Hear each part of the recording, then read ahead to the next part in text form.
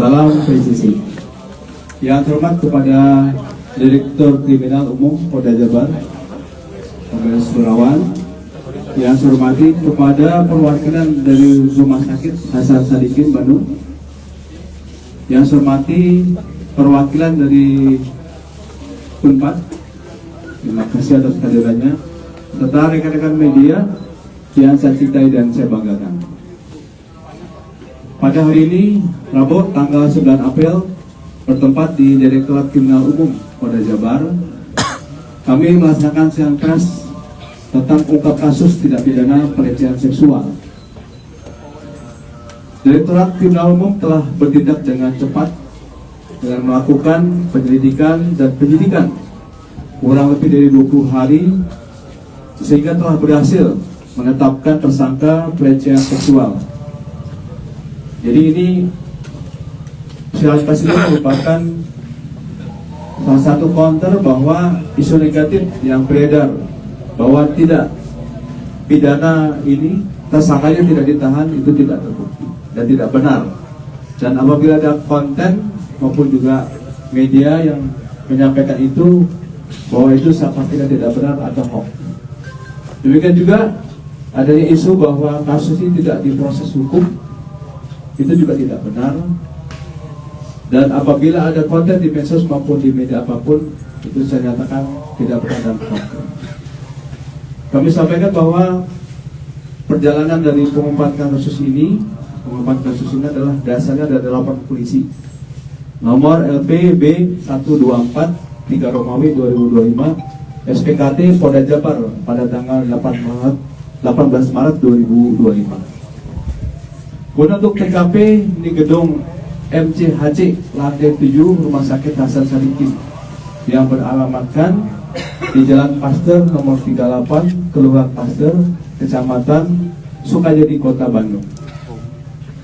Kami sampaikan bahwa untuk modus operandi dari tersangka PAP adalah dokter pelajar dari salah satu universitas di Kabupaten Sumedang yang sedang mengambil spesialis anestesi di Rumah Sakit Hasan Sadikin.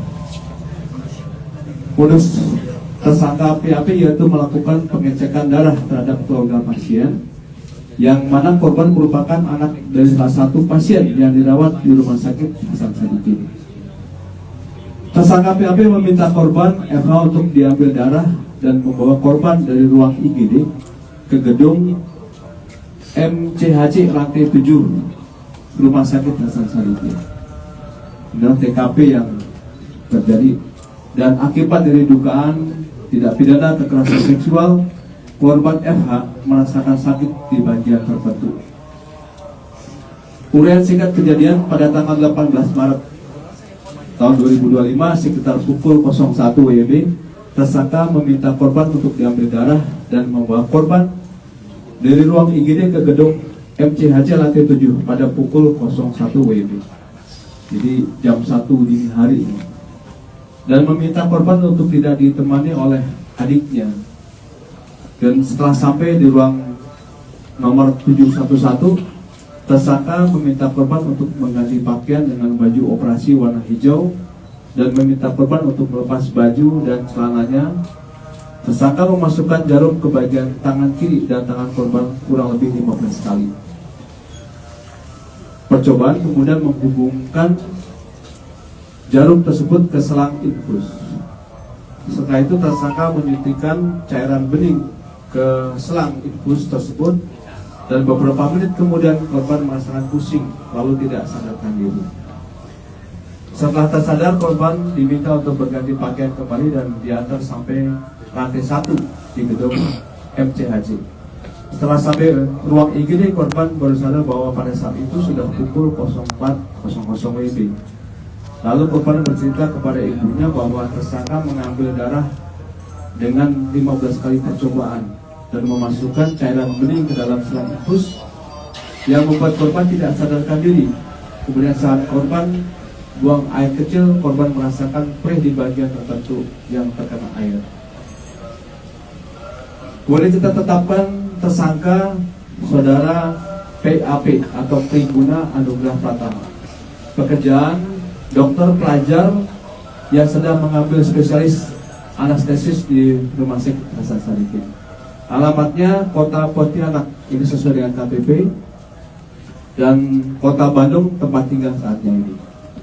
Kemudian korban atas nama inisial Saudari FH, pekerjaan karyawan swasta, alamat Kota Bandung. Saksi-saksi, telah dilakukan beberapa acara pemeriksaan terhadap 11 orang saksi, terdiri dari, ini ada Eva sendiri sebagai korban, ada ibunya, kemudian ada beberapa perawat, ada kurang lebih 3 perawat, dan adik korban, kemudian dari farmasi, dokter, dan pegawai Rumah Sakit Hasan Sadikin, dan juga apoteker. Dan Dinkrimsus juga akan meminta keterangan ahli untuk mendukung proses penyidikan ini. Kemudian dari hasil penyelidikan dan penyidikan ini, kita telah mengamankan barang bukti yang sudah tergelar di depan kami ini. Ya. Ini terdiri dari 2 buah infus full set, kemudian 2 buah sarung tangan, 7 buah suntikan. Ya. Ini ada lengkap semua di sini.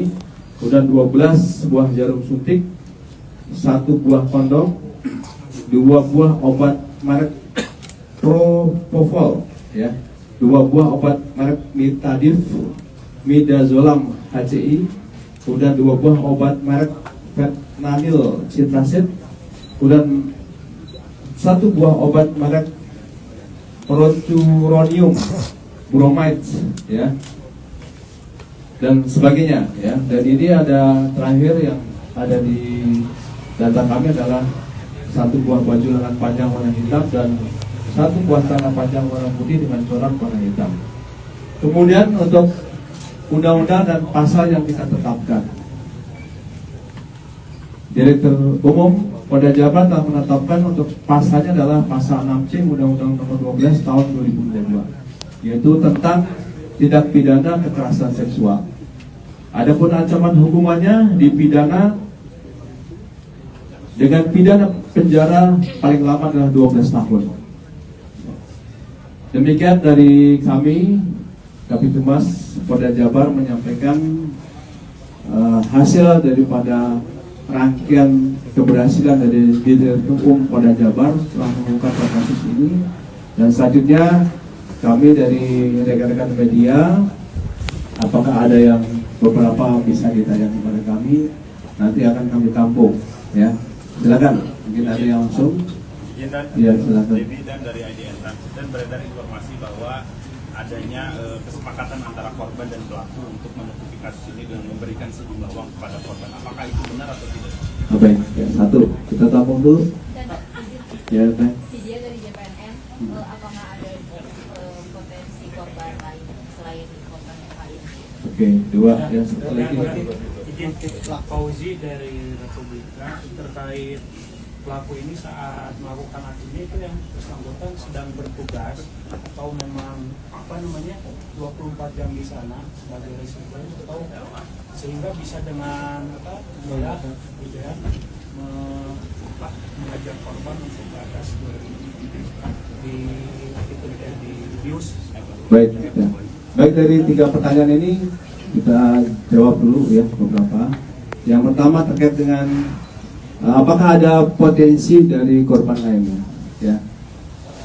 Kami telah membuka layanan untuk laporan yang lainnya.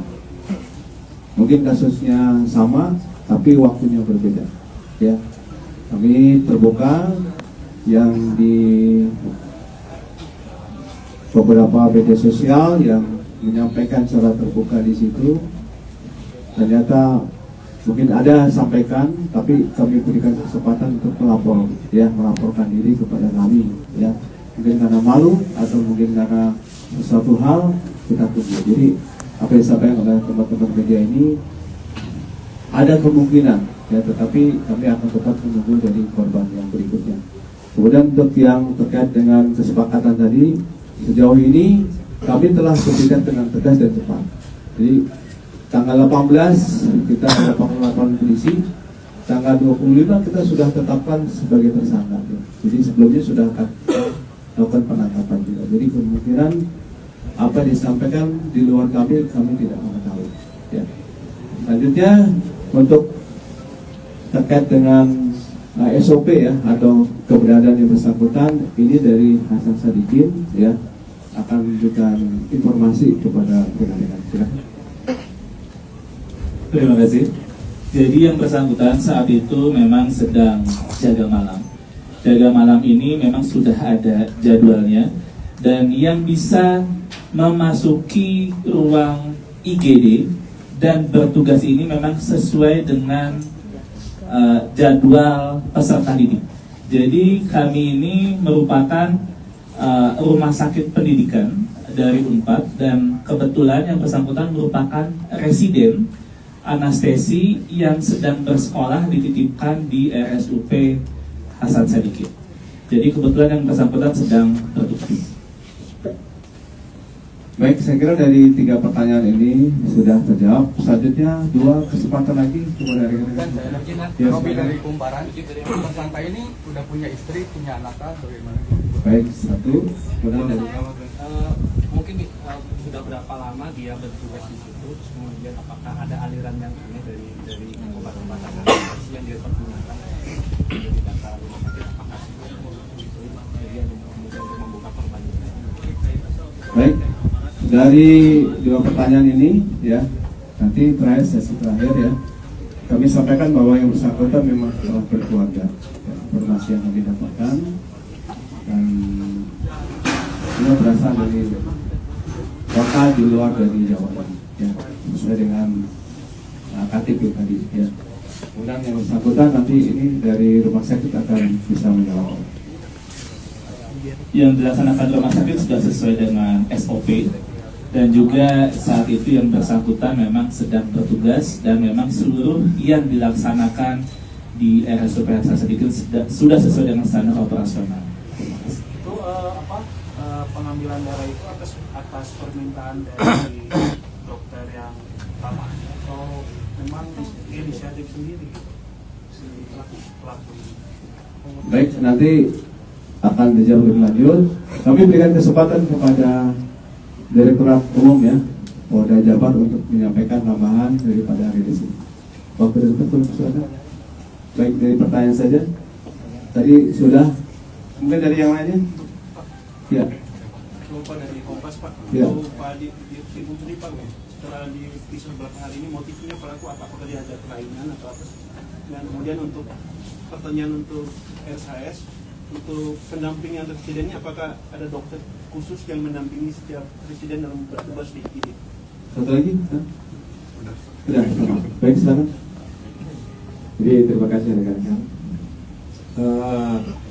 Dari pemeriksaan beberapa hari ini memang kecenderungan pelaku ini mengalami sedikit kelainan dari segi seksual ya. Jadi begitu juga dengan hasil pemeriksaan dari pelaku ini, nanti kita akan perkuat dengan pemeriksaan dari psikologi forensik, dari ahli psikologi maupun psikologi forensik, nanti untuk tahapan pemeriksaan, sehingga kita menguatkan adanya kecenderungan kelainan dari perilaku seksual pelaku. Untuk berikutnya silakan Pak. Jadi di sana itu pada saat jaga itu sebetulnya ada yang pasti ada DPJP, dokter tanggung jawab pasiennya, dan memang ini sudah sesuai dengan SOP dan juga sesuai dengan yang dilaksanakan di rumah sakit. Tetapi mungkin juga dari terduga ini memang melaksanakan di luar SOP. Terima kasih. Baik, apakah cukup dari teman-teman? Satu. Kompas, dari. Nah, silakan. Setelah itu baru. Ya, ada. Dari hasil sedikit kan kabarnya dari hasil visum ditemukan 2 sperma. Apakah karena tadi ada dokter jaga yang tahu apakah ada 2 pelaku selain pelaku itu? Baik, 1 ya. Silakan. Untuk di ruang ICU itu kan dokter 1, di situ kan biasanya tim yang merawat dan lain sebagainya. Saat kemudian dokter itu mengambil langkah medis, apakah itu tidak sepengetahuan perawat dan yang lainnya? Apakah yang dokter ini ambil langkah medisnya itu masuk akal sesuai SOP atau enggak, dan kalau di rumah sakit itu gimana caranya kita bisa tahu